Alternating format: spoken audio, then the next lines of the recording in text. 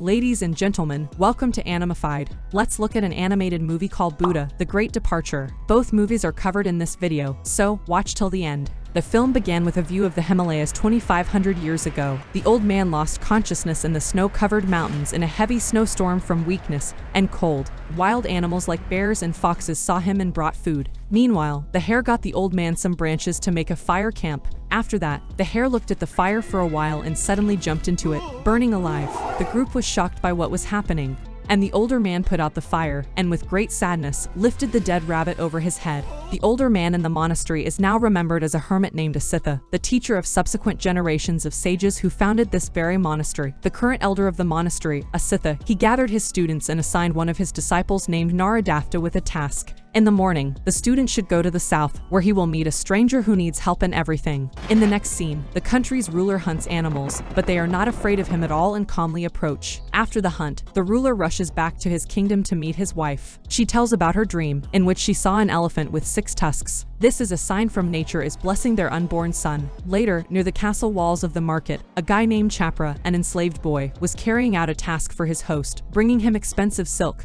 But while returning, he was robbed by a kid called Siddhartha, who steals to satisfy his tummy. In the owner's house, Chapra received his punishment in the form of lashes, after which he was given the task of returning the lost things. Otherwise, a host would sell his mother. After that, he would go to the alley in search of valuable items, where he came across the boy who had stolen his goods but got beaten by the gang. Later, he wakes up in the tent, where he sees a child who introduced himself as Siddhartha. After Chapra explained his situation to them, Siddhartha decided to help him and steal his mother so they could be reunited. Meanwhile, Chapra's mother was taken to the market to be sold. At this point, a rescue operation began, in which Siddhartha possessed a tiger and frightened a group of gentlemen, thereby saving Chapra's mother. When Siddhartha returned to his native body, all the animals gathered around him. This miracle was also seen by the monk named Naradafta as he passed by. He immediately understood the purpose of his assignment and decided to follow them further. Meanwhile, the capital of Kapilavastu is being raided by Kingdom of Kosala, who had destroyed the Siddhartha's village and his family in the process. He decided to take revenge on the enemy general and Chapra volunteered to help him with this. Late in the evening, the partners put the plan into action. Siddhartha moves into an enemy horse and Chapra was riding it. They advanced toward the enemy's base. Unfortunately,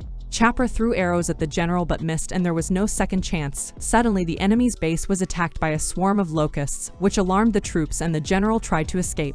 The boys pursued the general and discovered him in the water with crocodiles getting closer to him. Siddhartha was happy with the sight, but Chapra decided to kill crocodiles and save the general to use him for his purposes and get out of poverty. Siddhartha was not happy with this, but Chapra convinced him. A messenger runs to Kapilavastu's castle with the message that the enemy army had retreated because of the locust attack and that General Budai was missing. At that moment, the army cheered. The ruler of Kapilavastu is expecting the birth of his heir, and he is confident that heaven is helping them in this difficult time. Meanwhile, Chapra is carrying General to the nearest base. The rescued general summons Chapra and invites him to become his right-hand man. Later, the pregnant Meyer is transported to another place, but she suddenly goes into labor, after which at night, she gives birth to a son. At this moment, all the nearby animals started running around and watching. Maya falls ill and they decided to return to the palace. The following day, she says that her son shall be named Siddhartha to her husband, after which, she dies. An old man comes to the baby and talks about this baby's future. When Siddhartha is asleep, pointing up with one hand and down with the other, the old man said that this baby would become a great person in the future. After 10 years, Siddhartha grew up as a compassionate boy, caring for every living soul and interested in philosophical questions about life. Meanwhile, the king introduced his son to Bandaka,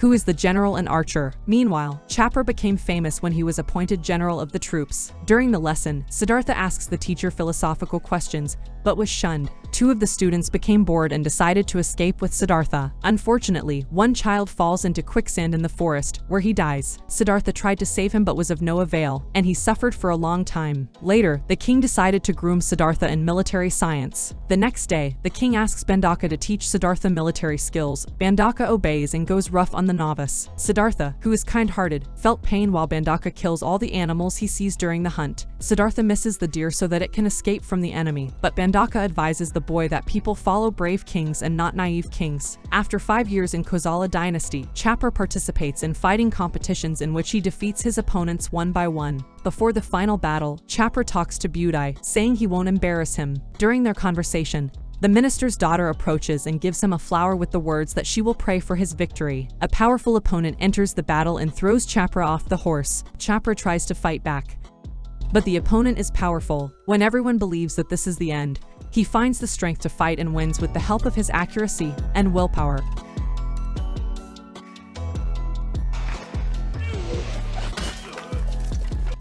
After the battle, Malika, the minister's daughter, bandages his wounds. Malika's father praises Bandai's hirer. Meantime,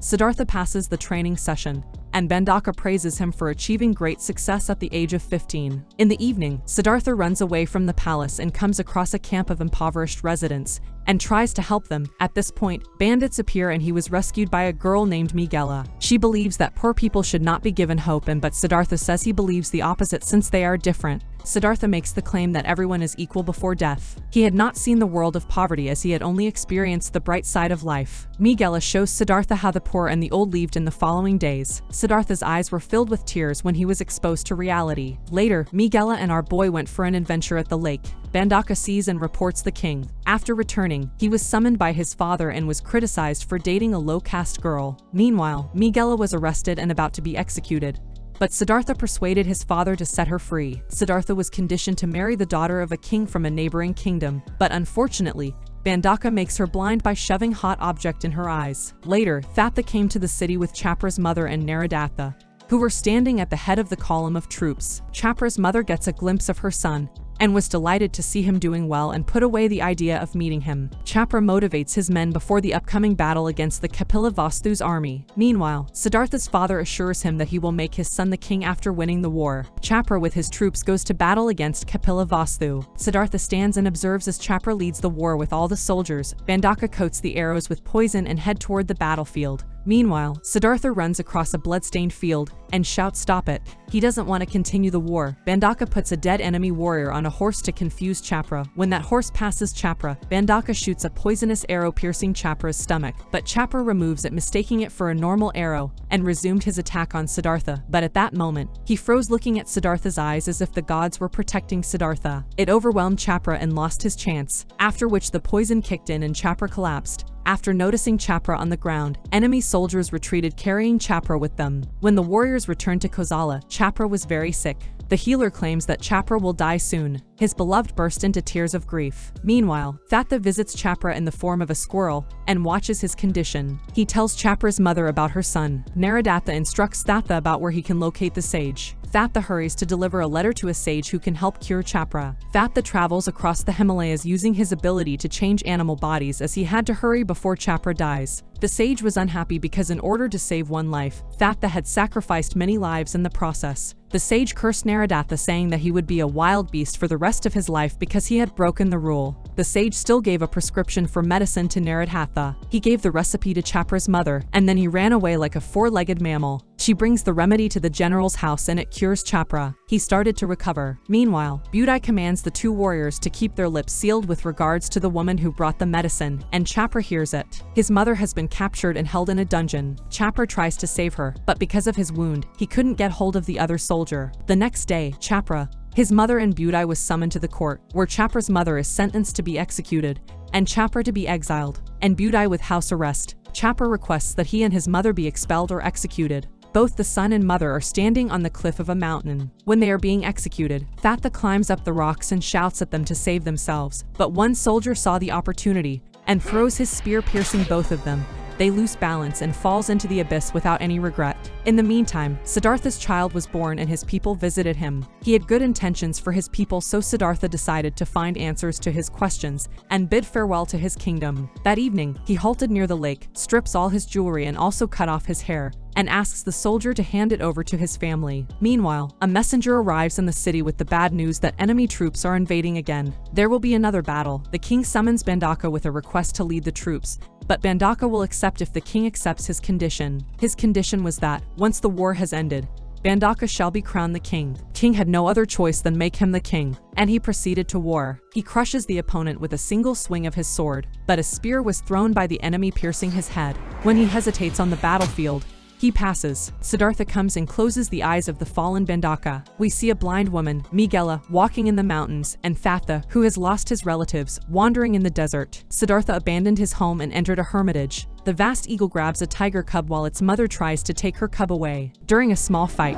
the baby falls out of the eagle's clutches and falls into the stomach of a long snake. Meanwhile, the tigress has already killed the eagle, but she falls exhausted due to numerous wounds. From that moment on, the snake was attacked by a flock of ants and gradually devoured. Over time, only the bones and skeleton of an undigested tiger cub remained, but a rainstorm starts and washes away all the ants. We are told how the life of one being is connected to the life of another. The strong exist at the expense of the weak, and in the end, the hunter becomes the victim himself, and the human world is no exception. The strong side always oppressed the weak side. The kingdom of Kosala and the mighty kingdom of Magadha fought for supremacy over the territory of the range's river basin, and even the tiny villages of the kingdom of Kapilavastu were attacked by Kosala, and those who were affected by the war suffered a lot. Siddhartha's mother, Maya, was reborn after her death in heaven, where 33 deities reside. During Siddhartha's wandering, his mother looks at him and blesses him. She asks him to find what he's been looking for so long. Siddhartha tried to help the poor orphans by covering them with clothes. We are shown how Siddhartha became very old and started stealing with Migaila. Suddenly, he notices a monk named Deepa, who explains the full extent of her suffering. Migaila challenges the monk to burn one of his eye with a burning flame, thinking that a man does not have enough spirit. Still, he burned out the eye, thus proving that the more suffering a person experiences in his life, the better his future rebirth in the wheel of samsara will be. Later, Siddhartha meets up with Deepa in a residence hut. The man who invited the monks has several children, one of whom wants to become a disciple of Siddhartha. A novice monk does not accept students, as he is only a novice. They refuse to take him with them, but he still follows them. Siddhartha and Deepa decided to go to the grove to practice, but this child was behind them. He accidentally trips on the solid root of a branch under the water and loses consciousness. The monks decide not to leave him but to take him with them because he might die in a severe condition as they walk towards their destination. They notice a group riding on a horse and they request them to help the boy, and they did not refuse. Siddhartha and the monks brought the sick boy to their home, where Siddhartha started talking about how he could have possessed other animals before. Deepa remembered the words of his teacher Naradatha about the boy named Siddhartha, who possessed mystical powers, but only when he lost her, he started growing drastically. Siddhartha instructed him to heat the knife to treat the boy's wound. When this happened, the boy was caught in pain between the world of life and death. He came back to life as the goddess told him that the boy needed to be close to Siddhartha and help him in everything. When Migaila entered the house, she immediately remembered Siddhartha's voice and recognized it. They remembered each other and realized that Siddhartha used to be the king of his kingdom. Siddhartha asks him to ascend the throne and destroy Kosala as revenge. Siddhartha asks for 10 years for this. If he doesn't find any answers in that time, he'll come back. The boy got up and ran around the village in the morning, screaming that a tornado was coming. However, there wasn't a cloud in the sky, not even a hint of bad weather. Still, the whirlwind started and destroyed the entire village, dragging many people with it. The boy was summoned by the king of Magadha to learn his fate. He declared that the king would be killed by his son when he was 30 years old. The king was angry and ordered the boy to be killed, but the boy was smart and knew that he would not die that day, so he called the guard to him, and a snake fell on top of him, which was supposed to fall on the boy. The boy was about to leave when he suddenly said that he will follow Siddhartha till he dies. The king asked to be escorted to the monk. He offers to make him the ruler and will agree to any deal.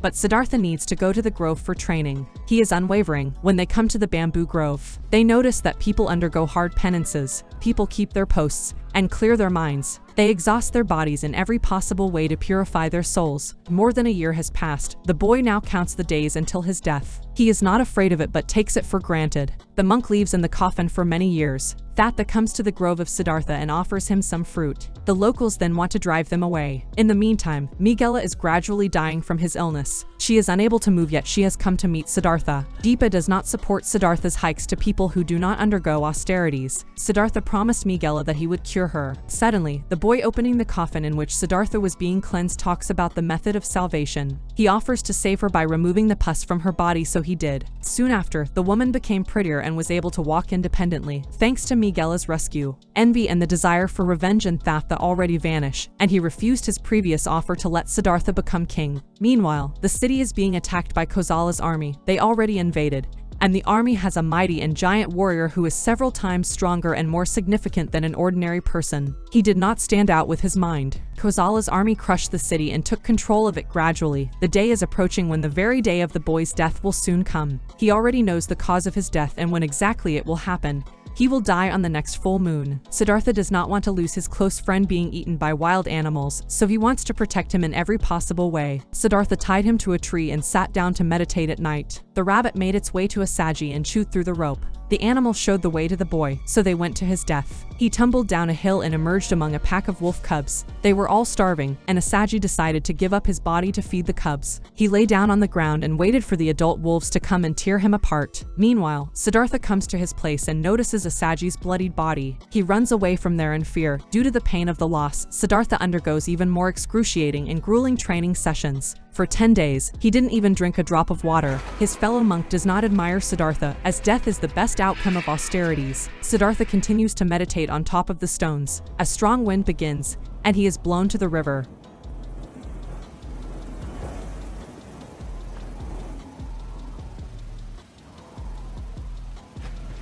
He falls into the depths and already sees another world between life and death. His mother, the goddess Maya, says she told him that Asagi was eaten by wolves so that he would know the one truth, and that the torment of austerity is meaningless. Waking up on the beach, he sees a girl in front of him, giving him a porridge cup, which saves him from starvation. Siddhartha leaves the grove accompanied by various animals all the time. He learns the very wise fact that Asagi was eaten by wolves, not to kill him but to feed the cubs, unlike humans, who kill animals for fun. Meanwhile, Siddhartha's father was summoned to the palace, where the prince of Kosala wants to completely wipe out his family and exterminate all the inhabitants of Shakya. The prince even has his mother in prison because he knows she comes from a slave family. He doesn't mind that she is his mother. On occasion, the biggest soldier in the army comes to the woman and feeds her. He feels very sorry and wonders why his son put his mother in a dungeon. The warrior tells how he lost his parents and was picked up by the prince. Having learned about this, the prince subjected the warrior to a beating with a whip by 3 people. Out of hatred, the warrior broke shackles and ran away, smashing through the door of the city. The subject arrives with the news that they have found where Shakya's prince Siddhartha is located. A group of warriors led by the prince immediately looked for it and came across Buddha. Siddhartha wasn't upset. He didn't even hate it. On the contrary, he intends to kill his entire lineage. Prince was holding his sword to Siddhartha's throat when the monk looked at him with his gaze. As he swung to chop off Siddhartha's head, his sword was struck by lightning and fell at the feet of Siddhartha. The group hastily retreated. After receiving the news that these slaves are infected by the plague, which was killing the people behind the bars, then the counselor said that they should lock up the dungeon and burn it to the ground. As Giant was outside the palace with his friends, he saw that the dungeon was set on fire, so he rushed to save the prince's mother. He threw himself into the blazing fire and rescued her. He was able to get out by destroying the city's door. He carried her to the lake. The prince went to the giant and ordered him to get rid of her, but the giant did not want to leave her and decided to go far away and live with her. He is no longer a servant. The giant carried her to the cave in the shade. Now he calls her mother, as she reminds him of his own mother. In a tragic incident, he reveals that his birth parents were trampled by an elephant. She asked the giant to remove the mask, but at first, he hesitated because everyone was afraid of his face. Still, he took off his mask,